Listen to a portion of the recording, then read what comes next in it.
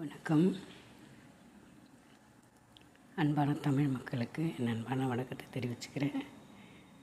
நான் ஒரு சின்ன விஷயம் சொல்ல போகிறேன். நம்ம நிறைய பாவம் செஞ்சுருப்போம். அந்த பாவத்தை கழிக்கிறது கோவிலாக ஏறி இறங்குவோம். என்ன பரிகாரம் பண்ணலாம் அப்படின்னு தேடுவோம். அதுக்கு பதிலாக தானம் தான் சிறந்ததுன்னு சொல்லியிருக்காங்க. நம்ம செஞ்ச பாவத்தை கழிக்கிறது தானத்தால் தான் நம்ம பாவங்கள்லாம் கழியும் அப்படின்னு சொல்லியிருக்காங்க. அதில் சங்கராச்சாரியார் ஒரு நல்ல வழி சொல்லியிருக்கார். என்னென்னா, தினம் நம்ம சமைக்கிற சாப்பாடுக்கு அரிசி எடுக்கிறோம் இல்லையா, அதுலேருந்து ஒரு பொடி தனியாக எடுத்து வைக்கணும்.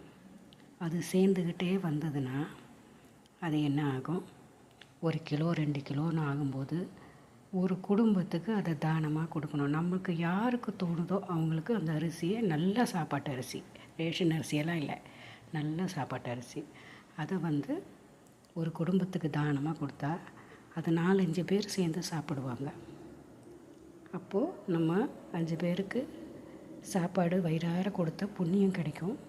நம்ம தினம் எடுத்து வைக்கிறதுனால ஒரு பொடி நம்ம கையால் எடுத்து வைக்கிறதுனால நம்ம அன்னைக்கு செய்கிற பாவங்களும் கழிஞ்சிக்கிட்டே வரும், முன் செய்த பாவங்களும் கழியும். இந்த பாருங்கள், நான் இந்த சாப்பாட்டுக்கு எடுத்து வச்சுருக்கேன்.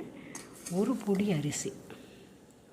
அரிசி எடுத்து தானத்துக்காக நான் ஒரு பாத்திரம் வச்சுருக்கேன், அதில் போடுறேன். போட்டு அதை மூடி வைக்கிறேன். இப்படி தினம் நான் தானத்துக்காக எடுத்து வச்சுருக்கேன். இதுதான் நான் செய்கிற பரிகாரம்.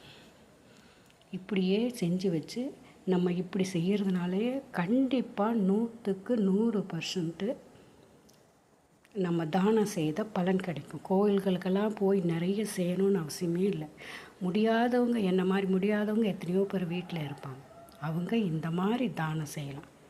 கண்டிப்பாக நல்லதே நடக்கும். வாழ்க வளமுடன்.